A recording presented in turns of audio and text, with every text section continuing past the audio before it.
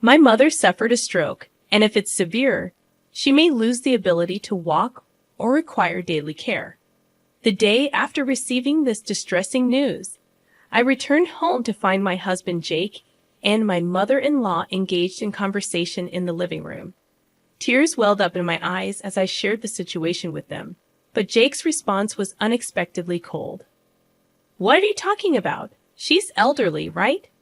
Shouldn't we just leave her care to a facility?" He callously remarked. "You must be joking. She's my only mother," I responded, searching for the right words. However, my plea was met with a dismissive attitude. "You're already a part of this family, right? You shouldn't get involved in your family matters. Even if there's an expense, we can't bear it."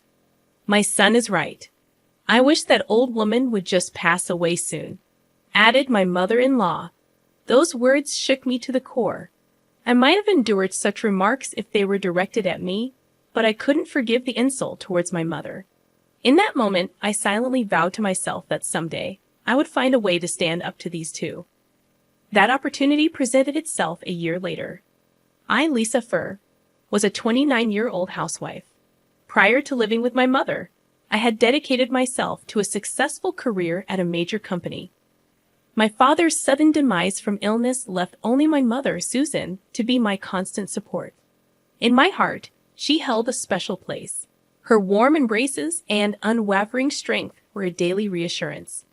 Despite not leading a lavish life, my mother took on various part-time jobs to provide everything I needed, including tuition for hobbies and classes. Driven by a deep desire to one day offer her a comfortable life, I studied diligently and eventually secured a position at the company of my dreams. When my employment was confirmed, my mother shared in my joy by embracing me. "I'm so glad your dreams have come true," she expressed her genuine happiness. Jake Fuller, who later became my husband, was my first mentor at the new job. He guided me through the intricacies of the role, and our mutual trust deepened. As we started having dinner together more frequently, our emotional connection naturally grew. Following his passionate confession, our relationship evolved into a romantic one, and we began dating. Jake was assertive and experienced, leading our relationship with confidence. At 26, he made a significant proposal. "Lisa, would you start a new chapter with me? I promise to make you happy." "Thank you, Jake. I'm truly overjoyed," I replied, accepting the radiant ring he offered. As I slid it onto my finger, a profound sense of happiness enveloped me, and Jake gazed at me with deep intensity. "Lisa, how do you think we should tell your mom about our marriage?"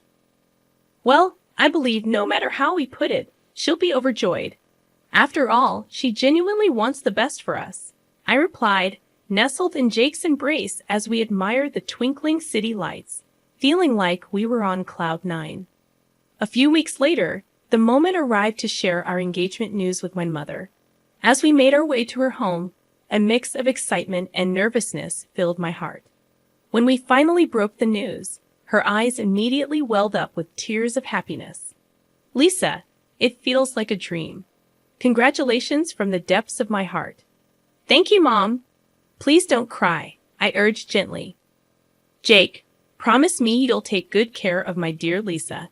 Ensure she experiences the happiness that outweighs any hardships she's faced," my mother implored, her words resonating deeply with Jake, who nodded earnestly.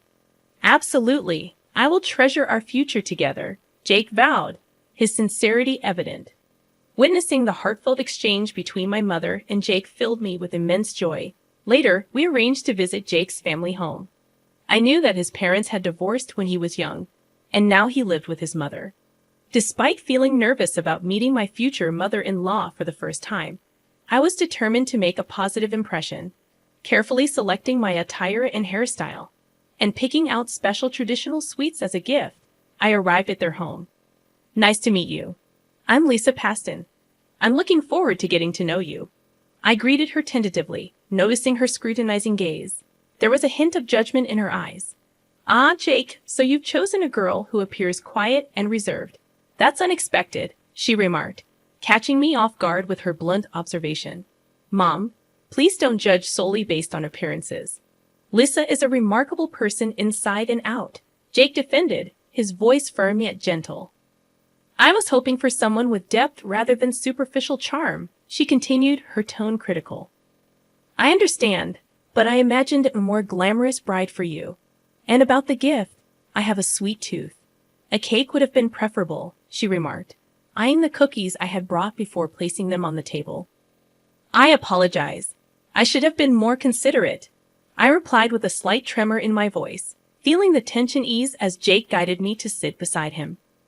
Putting that aside, Mom, we've been considering taking the next step and getting married, Jake disclosed.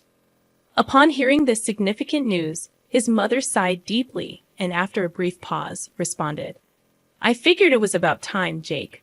All right, I understand. Thank you so much. We truly appreciate your understanding.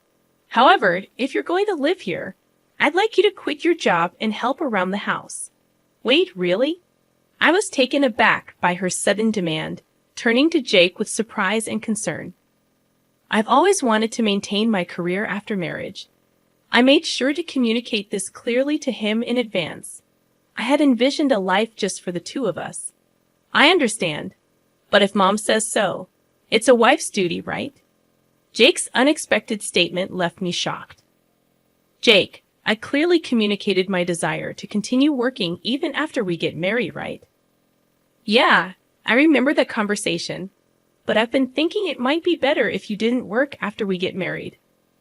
What's your reasoning? Well, I think it would be a bit complicated to work at the same company with my wife. Plus, I don't want people to think I can't support our household on my own income. As I listened to his words, I felt overwhelmed. But what about living together? Weren't we planning to start a new life together, just the two of us? I don't recall discussing that specifically. I've always lived with my parents, so I just assumed we'd naturally live with them. But my family home is quite far from here, isn't it?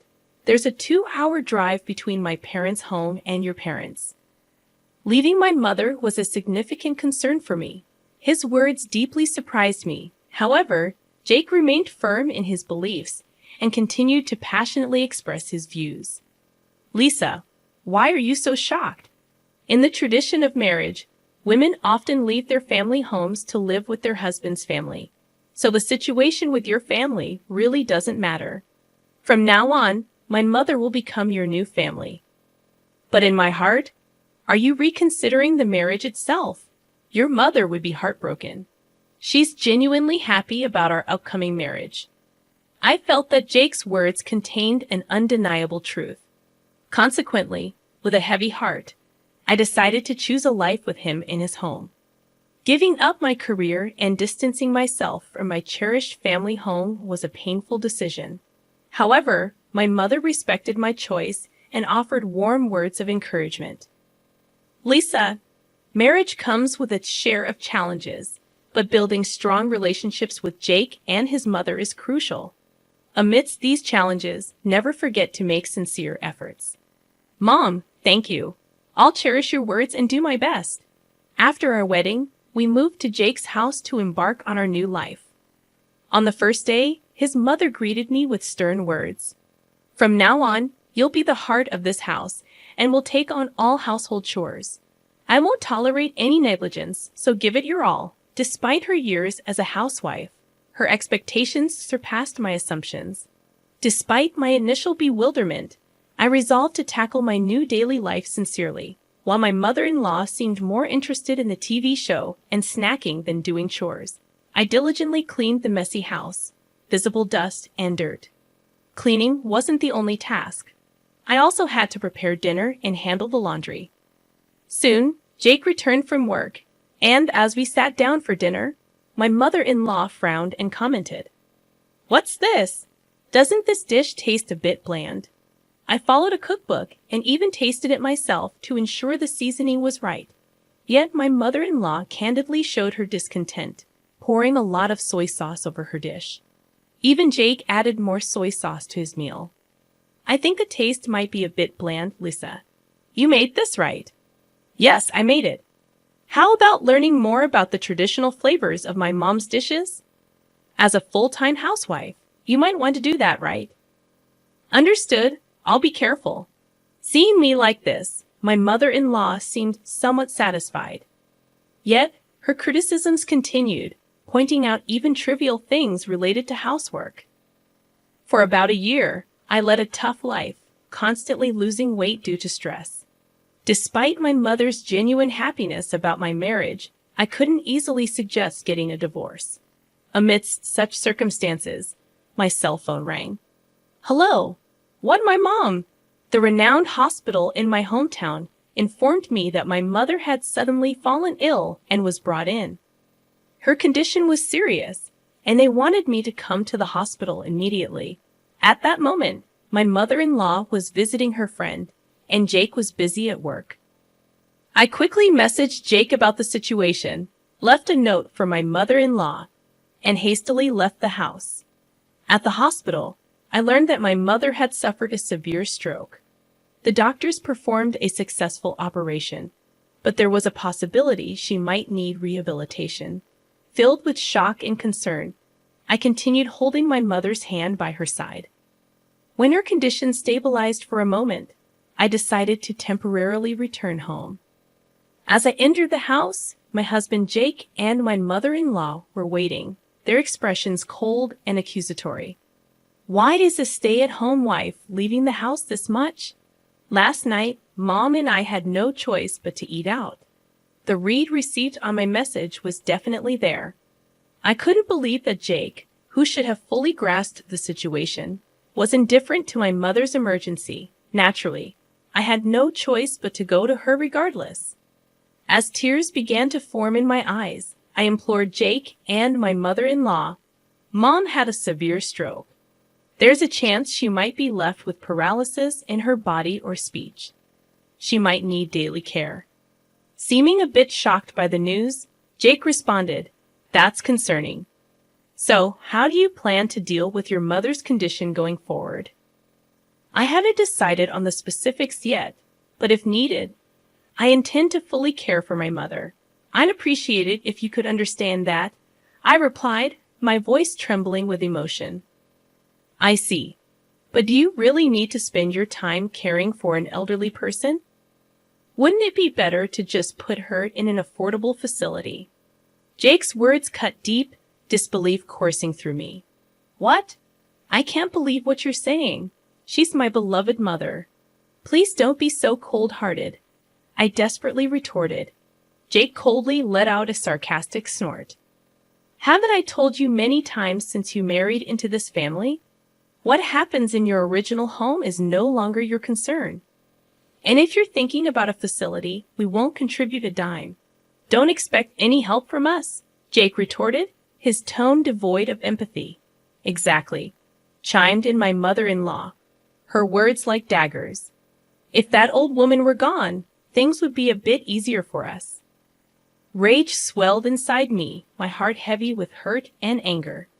I could never forgive them for speaking ill of my mother, not just criticizing me, but showing such callousness towards her plight. I vowed never to forgive them for their attitude, no matter what happened. Renewing my determination to eventually retaliate against them, I stood there, unable to put my feelings into words. Silently, I left the room and hurried back to my own, where my love for Jake had already vanished, replaced by anger towards him and my mother-in-law. However, I knew I couldn't act rashly. My mother's health was still unstable, and I needed to carefully plan my next steps. Under the harsh scrutiny of my mother-in-law and husband, I continued visiting my mother at the hospital. Surprisingly, her surgery went smoother than expected, and it turned out her paralysis was very mild. After about half a year of hospitalization and rehabilitation, the doctors declared that my mother could live at home again. "Lisa, I'm sorry for causing you so much worry because of me. Did I cause any trouble for Jake or your mother-in-law?" Despite her own difficult situation, my mother was genuinely concerned about how I was adapting to life in my in-laws' house. Her compassion touched my heart, filling it with both pain and gratitude. Unable to express my thanks in words, I just smiled and squeezed her hand tightly. Meanwhile, the situation in my in-laws' house was different. My mother, father-in-law, And my husband started blaming me for using my mother's condition as a shield, accusing me of neglecting my duties at home because I was too concerned about my own family. My mother-in-law, with a sharp gaze, said, "What are you thinking, neglecting your duties in our house because you're worried about your mother?" Despite my best efforts to fulfill my domestic responsibilities, I found myself under such accusations. In the midst of this blame game, Jake also raised his voice against me. "Honestly, Mom, I didn't think through this marriage well enough back then. I never thought it would become this difficult." My mother-in-law responded with a tilt of her head, saying, "If we had known, I would have opposed the marriage from the start." Jake, with a somewhat downcast expression, said, "I'm really sorry, Mom. I'll think more carefully and act responsibly from now on." Angrily, my mother-in-law shot back, "It's all her fault. None of this would have happened if she had just properly done her housework." Even as I heard their words, I pretended to feel nothing and continued with my chores. Day by day, I gradually spoke less at home, acting like a machine just going through the motions of housework. Nevertheless, they continued to criticize me even more harshly. Meanwhile, I secretly recorded their harsh words. Using my free time, I also continued to study and acquire qualifications for the future. I was preparing for a future where, even if I ended up separating from Jake, I would be able to live on my own. Despite my daily chores, I did not neglect my efforts towards further growth and qualification acquisition, even if it meant cutting down on my sleep. About a year after my mother's health deteriorated, while I was folding laundry at home, my cell phone rang. "Hello, is this Mrs. Jake Foster's wife? This is from his workplace." The content of the call was an unexpected event. Jake had been in a traffic accident while commuting during work, and he was immediately taken to a nearby hospital. I calmly accepted the news and specifically conveyed the information to my mother-in-law, who reacted with a panicked expression. "We need to hurry. I will go ahead to the hospital. You should organize the necessary things for the transfer and hospital stay and then follow later." Mother-in-law hastily left the house. I quietly watched her leave and then decided to first complete the administrative procedures I had planned to do at the city office. After returning home from the city office, I spent a long time alone in my room, savoring the silence I hadn't felt in a long time. The morning came, and as the light of a new day streamed through the windows, I slowly woke up. I readied myself and made my way to the hospital where Jake had been admitted. As I slowly opened the door to his hospital room, my mother-in-law, who was waiting, showered me with words of indignation. "What were you doing? You finally came at this time, and while Jake is in such a condition," she exclaimed. Taking a deep breath, I approached Jake's bed.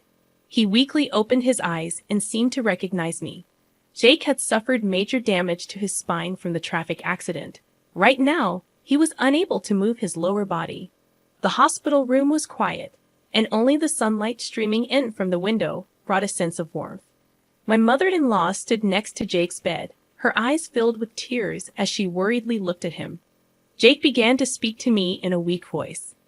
"I understand that my current situation is tough, but I want to get back to our everyday life at home, Lisa. I think I'm going to need your support for the life ahead." I couldn't meet Jake's pleading gaze and instead formed a light smile as I took out a piece of paper from my bag. It was a divorce paper I had received from the city office yesterday afternoon. My part was already properly signed and stamped. "Jake, I want you to sign this divorce paper," I said calmly. "What? What are you talking about, Lisa?" The color drained from my husband's and mother-in-law's faces at these astonishing words. I took a deep breath and continued speaking calmly. "I haven't forgotten the time you told my frail mother to go to a facility. Why should I take care of you when you can say something like that? Maybe you should consider a facility too. It would be less of a financial burden." "Lisa, are you really saying this?" There was surprise and confusion in my mother-in-law's voice, and at that moment, I could feel how much she was hurting. Maintaining my calm demeanor, I slowly slid the papers toward Jake. "You can fill out these papers once you're feeling better," I will be leaving this house today, so from now on, you and your mom will need to support each other, just the two of you. Is this a joke, Lisa? Are you serious? Are you really going to abandon me in this state? Despite his frustrated voice, I maintained my resolve and replied, "Who was it that ignored and neglected my precious mother a year ago? I can't believe you've forgotten. I wonder who would help people like you. Actions always come back to you. I really hope you too receive what you deserve. Just accept your punishment and go straight to hell, you worthless beings." Leaving Jake and my mother-in-law stunned in disbelief behind, I quickly left the place. Hours later, before my mother-in-law returned home, I packed up all my belongings and returned to my childhood home. I had informed my mother about what happened beforehand, so she welcomed me with a warm and gentle expression. As a result, Jake and I had no room for reconciliation, and after a messy divorce process, our divorce was officially finalized. Having firmly recorded Jake's and his mother's inappropriate remarks played a big part, and I was able to receive a satisfactory division of assets. Afterward, it seems Jake returned to his home. I've heard rumors that his mother has taken over his care. Although he got some insurance money, working like before is difficult for him, and it seems he ultimately had to retire. He's now shut himself in at home, and it appears his mother is supporting him through his reckless days. She, influenced by the long-giving life, has also aged considerably. When I heard all this information, I didn't feel a bit of sympathy. I truly wish them what they deserve. As for me, I've started living together with my mother again and have re-entered the workforce after studying for certifications. I was able to successfully change jobs to a workplace with almost the same conditions as my previous company. Fortunately, my mother's health has been steadily recovering, and recently, I can see her passionately engaging in her favorite hobbies. Seeing that, I feel truly relieved. Moving forward as we live together, I strongly feel that we should support each other while I give my all at work, building a bright future together.